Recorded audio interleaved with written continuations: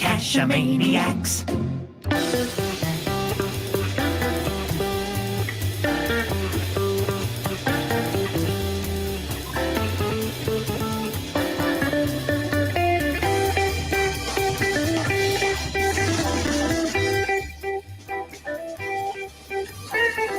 Geo Gearheads. Welcome back to the Geo Gearheads. This is episode 461. I'm Daryl W4, back again with Chris of the Northwest. Hello, Daryl. Hello, and welcome back to what is usually one of your favorite shows. It's Randomize CII. Well, maybe that's one too many eyes. It's Randomize 102. 100. Have we really done over 100 of these? We have. Well, we've done 461 shows, and our target was kind of to do one of these every 4 to 5 weeks, like once a month. And so, we're a little bit behind on that. We'll have to do some more just to catch up. I think we've done that a few times now. I think it's more than once we've done back-to-back randomized because we just had way too much random goodness for one show. Too much good stuff. Yeah, well, and these are always so much fun. They really are. One of the things that I really wanted to hit on this week, especially because it's been a kind of challenging period again to get out and go caching, was our caching activity. And the thing that really struck me was the number of adventure labs that post in this area because of that. I'm trying to say August, the Halloween deadline to get your cache deadline. Yeah.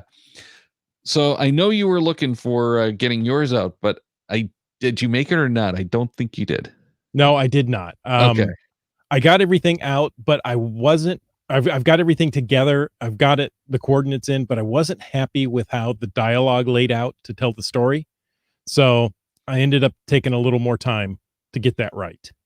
Yeah, and that's a great idea. I mean, as much as we'd like to have that second one, better off to do a good job. Mm-hmm. Now, that said, you could always go fix it later. And I think that's what some of the people have done is just get it out. Yeah. And then plan on fixing it at a later time. Well, and Daryl, I did a couple of adventure labs this weekend. All right. How'd those turn out? Those turned out great. So my friends, iHam and Monkey Cakes were a quarter mile away from me. Ooh. Called me, hey, what are you doing? Well, I'm just sitting at home. Well, have you done the 2 adventure labs, down the hill from you? I'm like, no, I haven't. Kind of wanted to, just haven't done. He says, well, we're here right now. We're halfway through the first one, but okay. Well, you know what? Let me just head on down the hill and I'll, so I rip out of the house. I get to the hill to head down and I'm like, stink. I forgot a mask. Hang on. I got to turn around. Turn around, I actually text my son, hey, run out to the front of the house, meet me with a mask. And okay. Then I run down the hill. I could have gotten there on my bike almost as quickly as the car. It's the backup that's a killer. Yeah. And so there were 2 kind of overlapping adventure labs in the oldest part of town right there at the waterfront. And one was about the Scandinavian influence in the town. And the other one is there's little plaques in the sidewalk that they've added in the last, 10 years or so that are really quite interesting. So Daryl, I'm working so hard on getting the text just right so I can tell the story. So it's, it's poignant and, touching and moving. And I realized I went right through these. I didn't care. What's the answer I'm looking for? Okay, got it. Go next. Yeah. Like, well, wait a minute. They put as much work into this as I did. Yeah, that's kind of one of the downsides is, you can put all this work into it and there are a lot of people who just are not going to, I don't want to say appreciate it, but it's really take the time to smell the roses. Mm-hmm. And especially if you're on like a numbers or icon run, something like that, you just don't care. And I'm not saying there's anything wrong with that because I've done that. I enjoy doing that, but it's a different type of experience. Mm-hmm. And it does seem almost like you're cheating to get 10 finds within half an hour like that. Yeah. But it is kind of a waste to do something that's as creative as some of these adventure labs are if you're actually trying to do a numbers run. Mm-hmm. So yeah, like mine, I warned them straight out that this is not going to be fast. It's going to be like an hour. So I think that might slow down some of those people and maybe give them some time to do it. But if you're really just, oh, there's a new adventure lab, I'm going to go, it's going to be whatever you do with your time. The feedback I've gotten, though, has been pretty good. Despite the fact that after deleting it and recopying and pasting out of Notion, put the chords in for the posted chords for the puzzle cache that is the final rather than the final. So when I did the copy and paste back in, I hadn't re-updated those chords because it was placeholder text that, in Notion that I had built before I had placed that final cache. Mm-hmm. So I didn't have the final location when I built that text. And I just never re-updated it in Notion because I already had it in the lab. Bad move, and I got caught on it. But the few people who had done the cache that contacted me were really good about it, and for the most part, had great feedback on the Adventure Lab. So at least I know the people who appreciated it really did appreciate it. Exactly. But I did do Easter eggs in the photos of tracking numbers. I took in each one of the 5 photos, there's a trackable with the code just off to the side of the notebook, because all of my banner images are the notebook that my character writes in. So he's got the titles and then here are my talking points kind of thing. Mm-hmm. And off to the side, there's the tracking code. And I wanted to see if anyone pays attention to it. So far, no one's discovered it. No hits on those trackables. Nope. So there's 5 trackables for discovery in there that no one has found yet. Interesting. So they're not taking that much time to go and look at that. And again, it might be that it's just, how much are you really going to see when you're looking outside at the phone and you're reading and looking for something else? I don't know. Charlemagne says Australia has had heaps of adventure labs released recently, especially in Canberra and surrounding areas. Yeah, and that's probably the same thing that we're seeing out here, which is, the deadline has come and everyone has to get those posted. And for some people, the deadline was actually, I want to say October 1st for the people who got their adventure labs earlier and had them extended. So there were multiple deadlines that hit in the last, 4 or 5 weeks. So that's why everyone's gotten them out. But I really did enjoy the few that I've done. And I enjoyed creating my own, though I wish I wouldn't have deleted it in the process.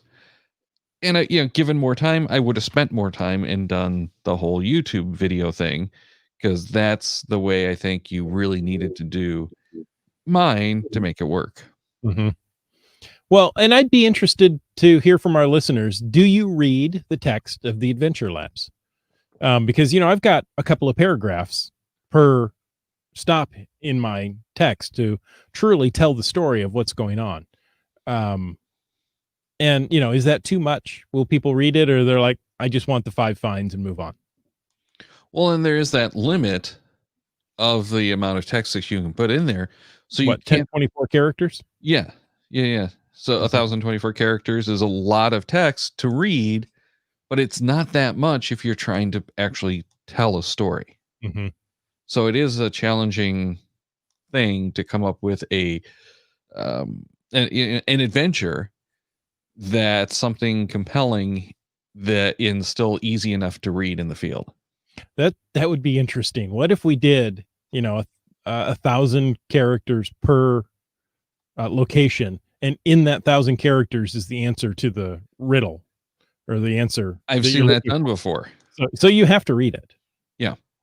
Yeah, but I've seen that done before, and typically when I've seen that done, they are taking you to cool locations, or which aren't necessarily that cool, but they're giving you a wide enough area that if it's raining, and these have been mostly at like events, but if it's raining during the event, you can sit in the clubhouse or barn or whatever to get some shelter and do the adventure lab without getting soaked.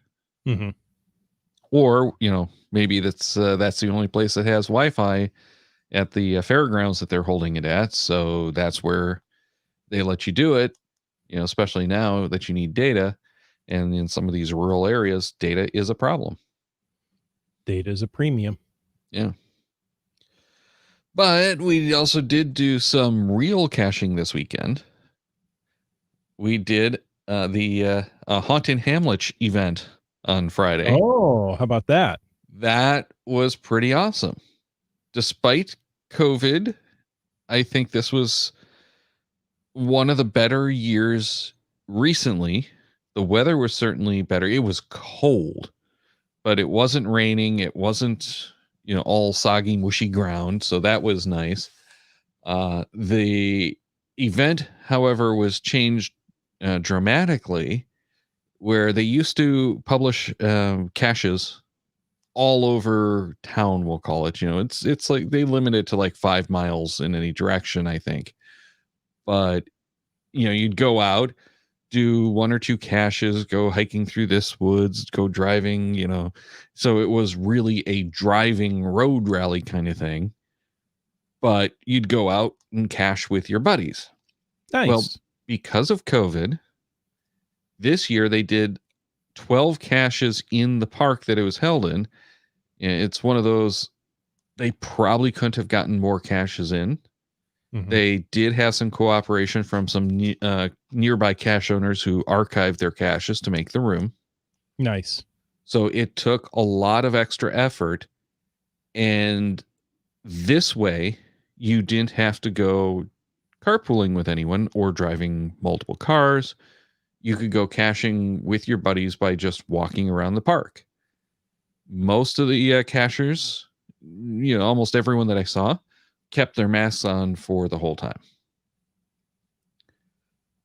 It was a lot more fun in a lot of ways, but with a cold, a lot more exhausting as well.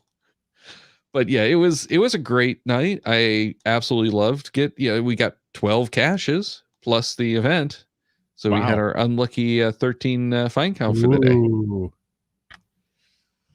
That was well worth it, despite being out way too late and not getting to eat dinner until after the event. It was great. and this is the one I've shown them in some of the videos. I've talked about it before, where they actually do theme the caches. So you'll have little skeletons in coffins.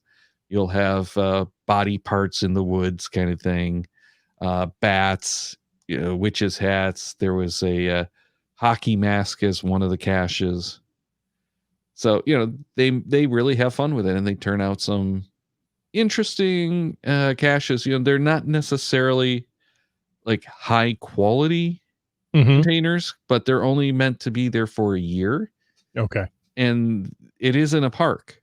So you have to plan on these things getting muggled too. Right. So I think that contributes to the let's get something that's cool, make it a cheap enough mass produced thing that we can swap if it does go missing. Makes sense. I really enjoyed it though. I would highly recommend it. I've done some of those yearly events, and some of the caches are so poorly hidden, or the containers are of such low quality. Like, I don't know if it's going to make it a year. No, these are not the low quality stuff, but it's the kind of stuff that you look at it going, I don't think it's going to make it the year, especially being this exposed. And some of these caches, when you go out, a few weeks after the event, they've swapped them out to a more reasonable container. Okay. So there was one that one year we went, back in, I want to say like Thanksgiving time frame to do some of the caches we didn't get. And we knew from conversations that night when we got back to the pavilion that it had been like, a really cool skeleton. But when we got to the cache, it was like your more traditional, Tupperware, your lock and lock. So I think some of that they do for the event and then swap in the more permanent containers, a week or so later or whatever. Mm-hmm. But they are caches that stick around, and a lot of them are caches that stay out there. We had a ton of fun earlier in the year going and hunting the ones that were in the park that we had not got from the previous year. Because last year we didn't have a chance to go to it at all. Or if we did, I think we had to take off early, but I don't think we went to it at all because we had scheduling conflicts.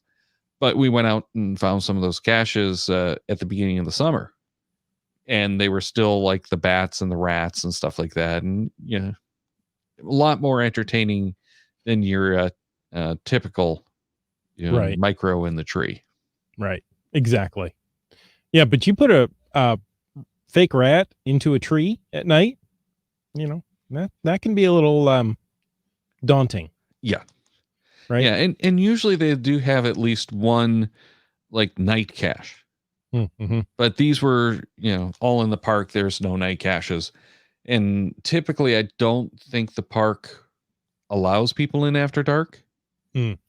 So it's only for like this event that they do it.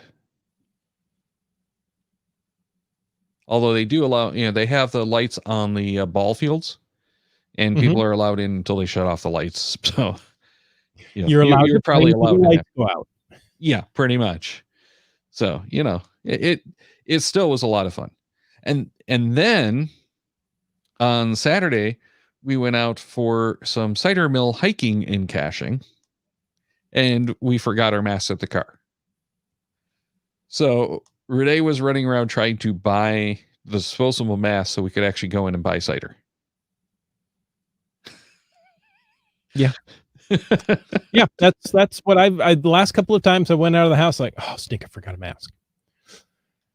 So we have masks in the car. Yes. And spare masks in the glove box. And of course, we left all of those in the car because we were recording for the YouTube channel. Because you were distracted.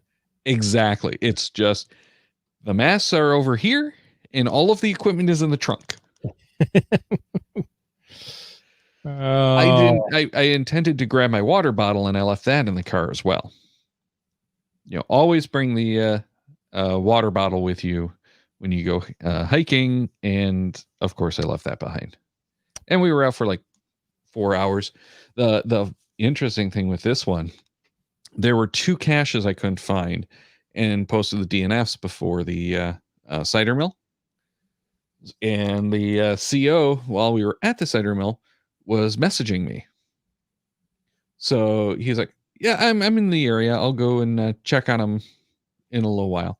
As I'm walking back to try him again, he and someone else were on the trail checking on the cache. They had the ammo can in hand to replace the ammo can that went missing. Nice. And they said, yeah, the first one was there. I just missed it. I was looking in the right spot, just couldn't find it. Went back. Well, the one that I met them at, the container was gone, and the second stage couldn't be found. So it was really in bad shape. And they're, fixing it. They disabled it while we were there, let me log it. I signed the actual logbook as we put it back. But the second stage needs to be replaced, and they don't have that with them. Mm. The first stage, I literally walked up to the bridge that it was under, pulled out the phone as the mirror, and it was right where I was standing. One of those just smack me in the head now. Hey, your GPS is pretty accurate. Well, that wasn't on the GPS at all. That is actually the problem, because we were getting a lot of bouncing, and the GPS was actually a few trees away from the bridge. But it's a bridge. How can you not check the bridge? Right. So we checked the bridge and it wasn't there. Except that it was there. Just I was looking in the wrong spot where I couldn't see it.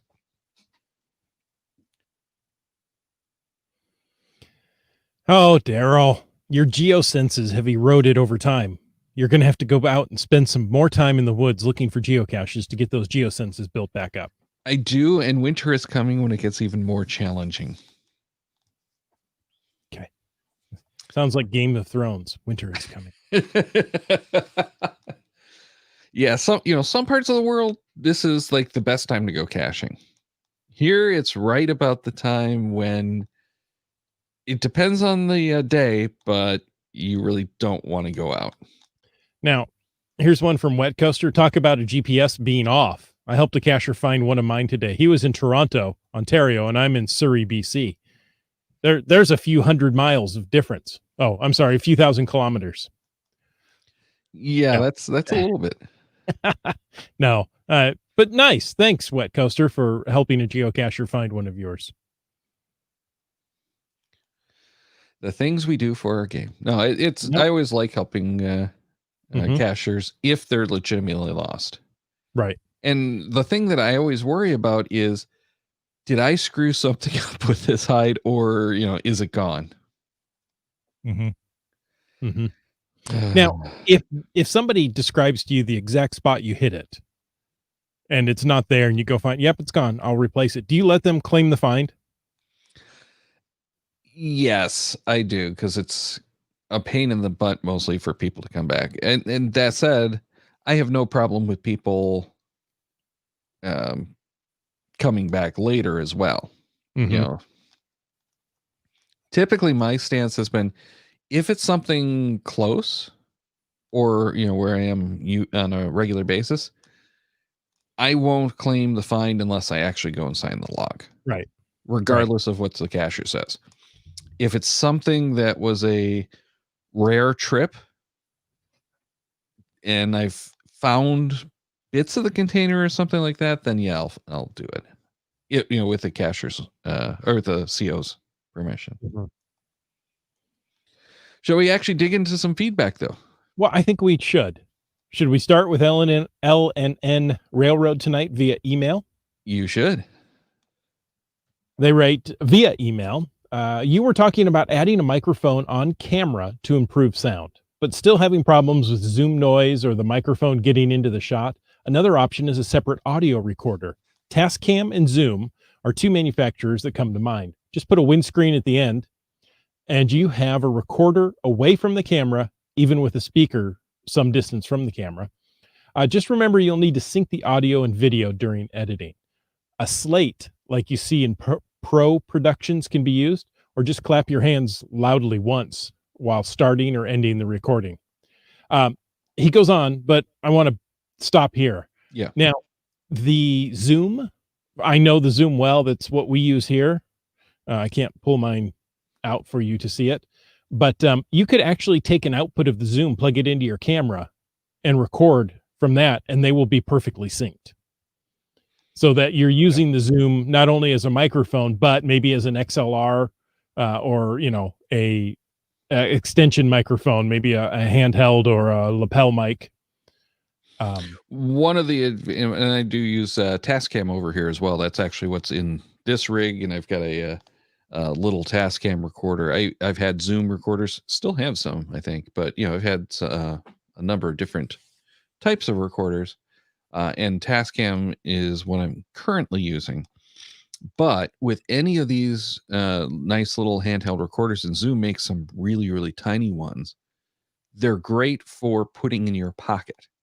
So what a lot of the more professional YouTubers will do is have multiple recorders and multiple lavaliers, and they use them as simply the recorders for the lavaliers. So you have the recorder in your back pocket. You have the nice microphone on your lapel, and you don't have to worry about any of the issues with actually having the expensive wireless rigs. So it's a lot less expensive. It's, everything is clean audio, isolated, that you can then pull apart if you have like 4 people. Each one of those is a separate channel, so you can do its own treatment and really get everyone sounding great. Mm-hmm. It is more time consuming, but it does pay off if you're at that level of pickiness. If you need that level of quality, yes, it's definitely the way to go. Yeah, and I am picky about my audio. I'm not that picky. With everything going on, everybody working from home, people doing live streaming of, businesses, events and all this. Several people have come to me and said, "Hey, I need to set this up. What should I do?" I said, "Well, you know what? Go watch some YouTube videos. And I guarantee you, the ones you can hear better than you can see, you're going to stay with. The ones you can see really well but can't hear, doesn't matter how great the video quality is. If you can't hear it, you're not going to stay there and listen. So if you're going to spend money, spend it on the audio and have, decent video, but make sure you have excellent audio." That's an excellent point. And kind of to prove that point, the microphone I use for the personal channel is about $300. Mm-hmm. The cameras are more than that, but nowhere close to the $1,000 mark. Mm-hmm. The difference is that microphone, and it is still just a shotgun on the camera, but it does make a huge difference in the quality audio, enough that I think it's worth doing that. So I am picky. I'm not that picky, but it is a matter of, if you don't have good audio, people are not going to watch your videos. Yes. If it's not great audio and it's just for yourself, then, you can usually get away with the microphones on cameras, and the microphones on camera are much better. But when I did the live stream from the Haunted Hamlich through the phone, the audio was just awful. It was unusable. It's like I'm not likely to do another live stream outdoors again, because it just really was terrible. Yeah. The Pizza Ninja says, or you could re-record the audio and add it to post. So do that voiceover post-production. Yeah. Well, and I do like those voiceover post-productions, but it's not the typical YouTube style. Exactly. Except for, there's a few of those videos that are like the informational videos with all the graphics. Mm-hmm. So it's not typically the live stuff. But yeah, it depends a lot on the style that you're looking for. Or if you're really cool, you go and do the Kung Fu movie style voiceover. Oh, so much fun. Seabeck Tribe. I mean, I had their name. I had Lori's name in my head, and I suddenly lost it and had to get it back. Seabeck Tribe says, helped a cashier who'd been at one cache for 2+ hours. I had replaced the final container with a new container, and they had struggled to get the code to open it up. Once they told me 2 correct numbers, I gave them the code to get in. I wanted to end their hunt. Wow. Yikes. So Seabeck Tribe, was that a puzzle cache, or was it just a container with a code on it to keep honest people honest? Okay, let's get back to L&N Railroad, because I interrupted their email. They go on to say that the GoPro Hero 9 Black has a screen on the front that can show what the camera is seeing, in addition to the large screen on the back. It can also be set to show the data about the modes, files, battery condition, etc., that is shown on the front of older GoPro models. It records video up to 5K. In 4K, it can do 30 or 60 frames per second, but make sure when you're editing, what you're editing with can handle 4K at 60 frames per second before you shoot a lot. Like some of the newer GoPro models, you can shoot in modes without the fisheye lens distortion, eliminating the need for image correction and editing if you don't want that effect.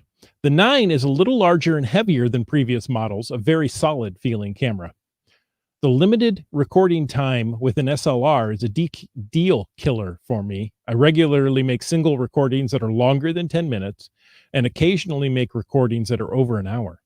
If I had to deal with a limited recording times in the past, back in the day of 3/4 inch U-matic tapes, the field recorders used cassettes that were limited to just over 20 minutes.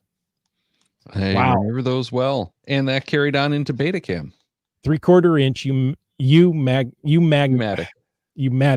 Yes. I want to say magnetic. Yes. Magnetic. I still have Wow. a love-hate relationship with my JVC tape muncher series that we used at the high school, where I learned how to edit on tape. Wow. It was a linear editor with 2 U-matic decks and a half-inch VHS deck. The stuff that came out of that was just awful. So there you go. I mean, if you're, I know the new GoPros can, on a lower quality can record for quite some time, based on the size of the card you have in it. But SLRs, they're a little shorter, so you're not going to get the entire kid's, spring play. Yeah, well, and that's one of the big reasons that people still get the camcorders. Yeah, and we were talking about it because Renee has to actually do some video in the classroom.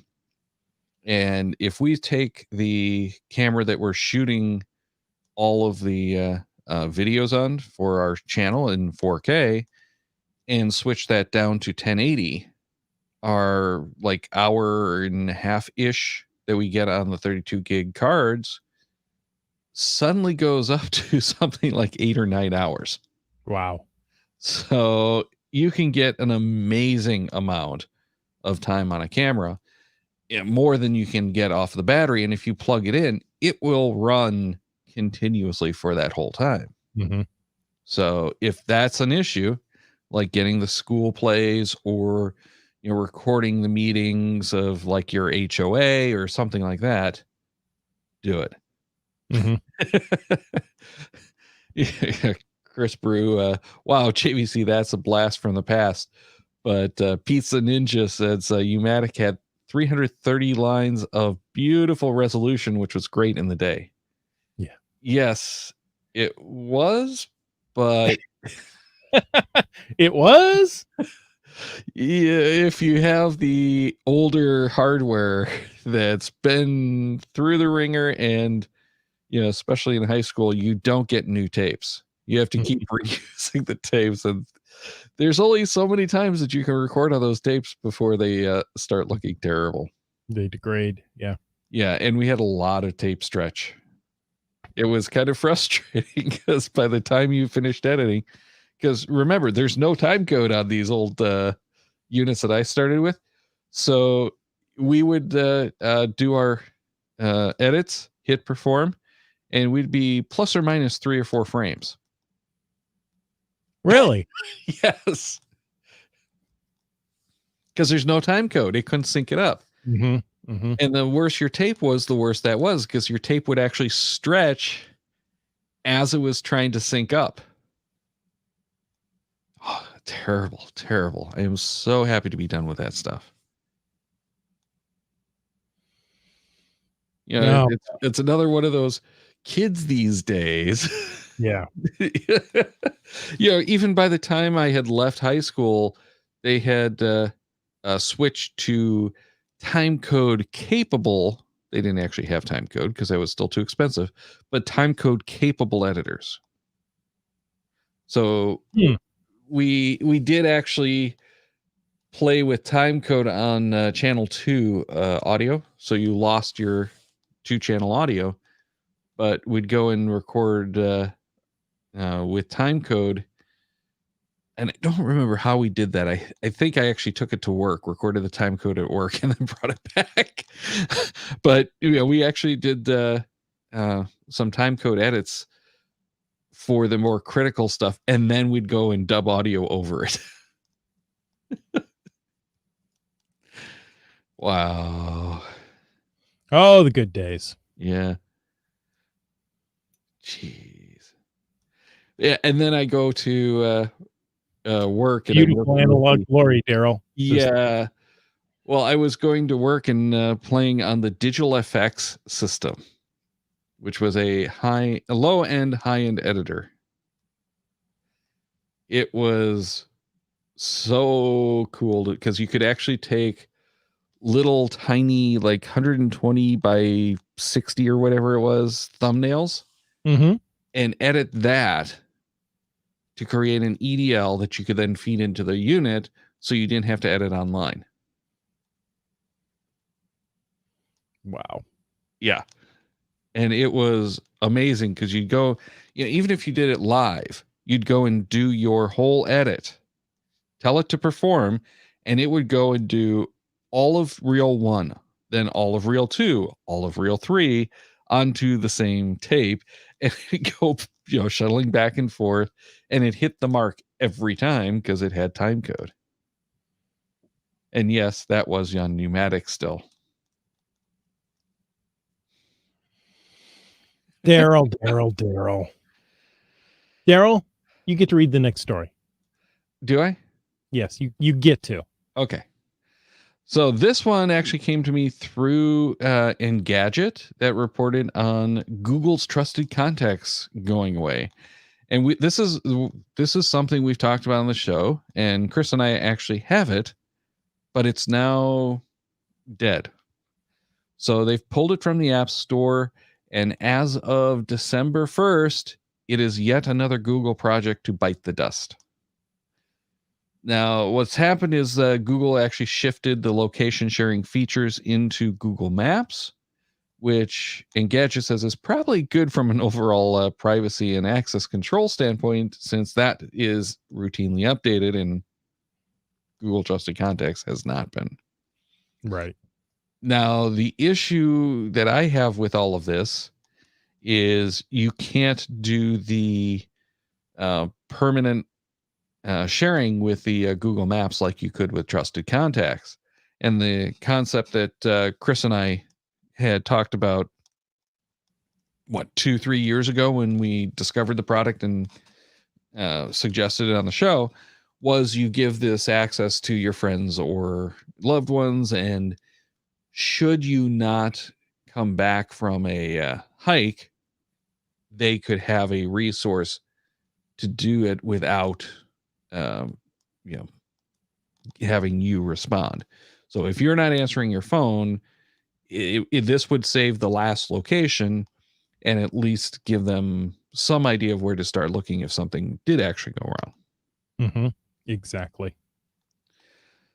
Now, I still think that the iOS version of this that's built in is a good replacement. I think some Android phones have the location stuff built in, but I haven't looked at that, so that might be another option. But those are specific to the platforms. Yeah, I think there are so much better location sharing and trusted application sharing going on now than what Google started. I'm glad they did it, but I think it's time to move on. Quick note, Pizza Ninja asked if we know what's going on with the Where I Go app for iOS. It's no longer in the App Store. I do not know what's going on, but we had been questioning for the last several months whether that was going to be able to continue, since it has not been updated in a while, and you have to be on the newer code base. You have to be on the 64-bit, which that app never was moved over, as far as we could tell. So that's my guess as to what happened. We don't know, but it is very likely that it's just gone at this point. What? I just looked. It's a goner. So I had to go open it up. It still works on my phone. Yeah. Oh. If you have it. Groundspeak API error, not authorized. Oh. Maybe that's just I have to log in. You probably just have to log in. Yeah, that's it. Okay.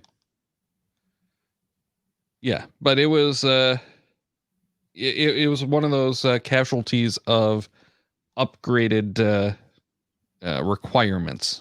So it never made it back. It never got updated again. So I'm hoping that it's someone will create a new version, because I think that's going to be what it takes, is someone has to create a new version.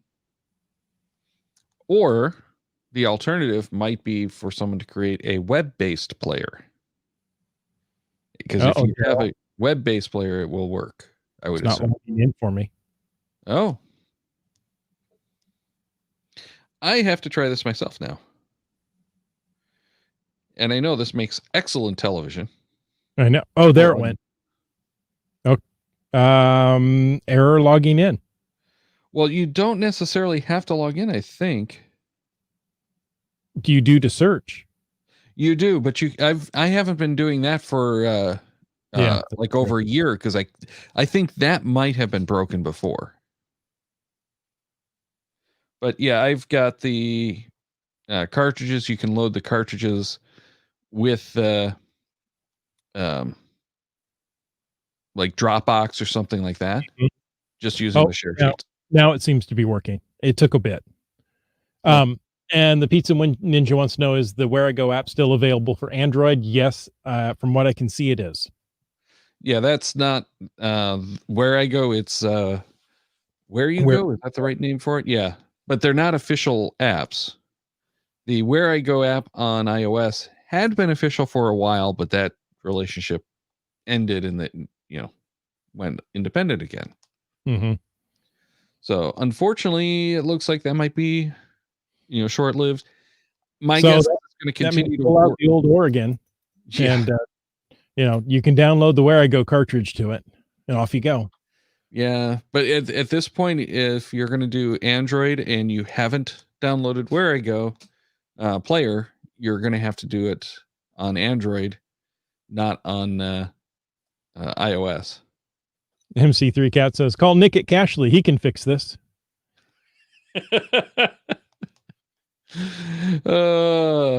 Yeah, that might happen. Just build it into the new Cashley app and off we go. Well, yes, but Apple has some really stupid and strange rules about multi-purpose apps. Oh, yes. And that was one of the concerns, I believe, of geocaching.com, and why they have Adventure Labs as a separate app. Why don't we move on to something a little bit more entertaining? Please do. This one comes to us from Core 77, and the title I can't read on the air, but it will link to it in the show notes. This is something that you just have to go and see. Every geocacher needs one of these. Out of the Czech Republic comes a 4x4 school bus. This is like the ultimate power trail cache vehicle, I think. It will handle any power trail on or off road. And it's called the Torsus. It looks very sad from the front view, with the down angled eyes or headlights there. But it's a high ground clearance 4x4 that is a school bus. I mean, painted yellow.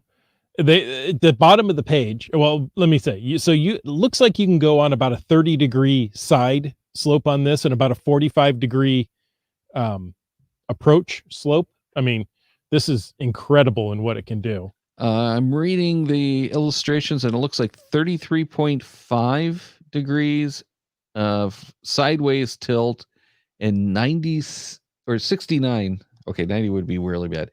69 degree inclines. So With 36 passengers, and it can clear obstacles 13.4 inches in height. Seebeck Tribe said pictures. So I'm sharing the webpage here. Here's your picture of the school bus. I mean, that's a serious school bus, right? Yeah, it's a short bus. It's 36 passengers. It's not one of the high capacity ones. There's your shot of the seats, the seat layouts and such. There's the kind of the sad looking front end. It's kind of a frown. Yeah, it does have that like off-road you know, like yeah, what's it called? The little ATV look. But this thing is enormous. And it does have a driver's side door. Yeah. And it comes in multiple models. Yep. Right. So if you want a transporter, or mining, or command center, or evacuation, or assault, or ski bus, expedition, safari, anti-riot. The police version. But I just saw this thing. It struck my fancy because it is so incredibly cool that this thing is out there. I don't see the geocaching version. They don't have one. But I figure with all of these different versions, we can probably get them to create the like the expedition is probably a good base for the geocaching version is my guess. I haven't looked at what that gives us. The safari may not be bad. Yeah, it might not be, but I'm hoping that one of these has at least that little toilet so that you can eliminate the stops for the bathroom and keep on caching. You know, if it has a kitchen, it's that much better too. Oh, well, yeah. Yeah. You know, prepare your meals on the trail. I mean, that is that's a serious road vehicle right there. Or off-road. There you go. Yes. So this thing just really, I could see someone spending some money to create the, you know, this is perfect for GSM ×2, isn't it? You know, that seems to be what he needs to drive around most of the time. Yeah. Well, I'm thinking this is something his resort should buy. Oh, there you go. And then do the geocaching tours. But they need a little bit higher comfort version of it. Look at this. The Pizza Ninja says that can turn a terrain 5 into a train 1, easy peasy. There you go. We need a extendable ladder on the top, kind of like the fire truck ladders. Yeah. Then I think we really got something. Or a bucket truck version, right? You need to get in that tree, no problem. Let me just raise the bucket up there for you, and off you go. The only catch with doing any of those kind of things is you might make it a little too high, that you're actually going to get yourself stuck under bridges and trees and whatnot. Where we're going, we don't need roads. That thing doesn't care about bridges. How deep of water could it go through? I've already closed the page, but it was serious. 3 feet. Wet Coaster says it's the urban assault vehicle from Stripes, or that we need the urban assault vehicle. An awesome web hosting to lower down. I'm not sure what that... And awesome web hosting to lower down. Yeah, I'm not sure there either. Yeah. But yeah, so that is quite the entertaining option. I would love to see that actually hit. You know, not that we're going to actually be able to do anything, you know, because of cost with it, but yeah, someone might. Yeah, Pizza Ninja says you need a new attribute for special vehicle required. Special school bus required. Yeah. But just think about that. I see MC3 cats in here, and I think all geocaching associations should have one. You know, so they can promote geocaching in all its glory. I mean, think about where you could take, you know, prospective geocachers. You could take them anywhere. There's your geocaching event right there. Okay, there's one more article that we need to get to, Daryl. There is, unfortunately. Oh, go ahead. Sorry. I was going to say the fourth GPS-3 satellite is encapsulated ahead of launch. And what I'm finding is that the article behind this seems to have vanished. Yes. So I just put that search text into Google and found it. So the GPS-3 SV-04, the Space Vehicle 04, has been encapsulated with the SpaceX payload on September 21st in preparation for its upcoming launch. So I don't know if it has been launched yet or not. The encapsulation of the satellite within the payload fairing protects the satellite from the impact of dynamic pressure and aerodynamic heating due to its harrowing journey through the Earth's atmosphere, and supports the ability to communicate with the satellite until separation from the launch vehicle on orbit. The GPS-3 SV-4 was originally scheduled to launch July 15, but with the dynamic situation presented by the COVID-19 pandemic, the program office took a 60-day tactical pause. So, well, and we talked about that too, is one of the reasons they slowed it down was there is no immediate need for these satellites to be in orbit.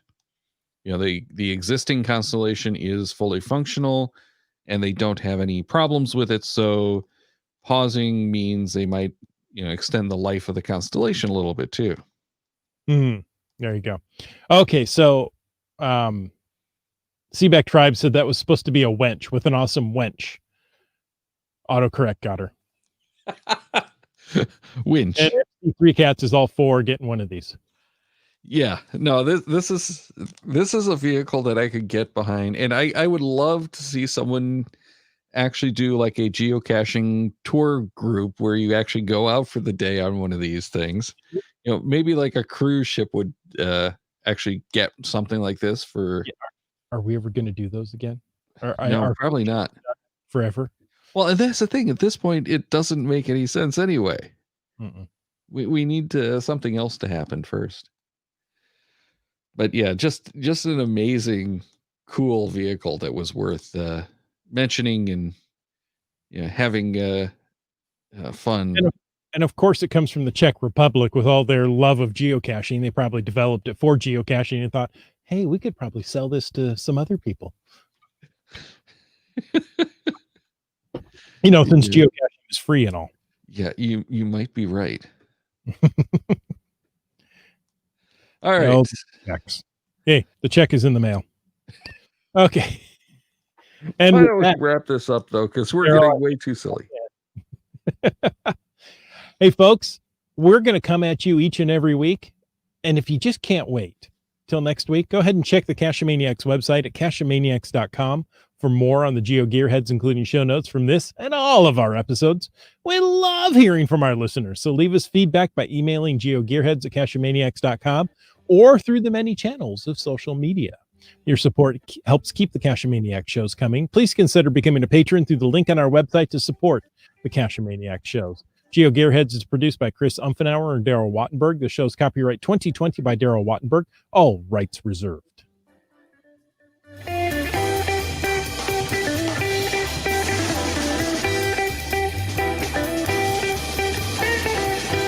Cash with a Cacheamaniac.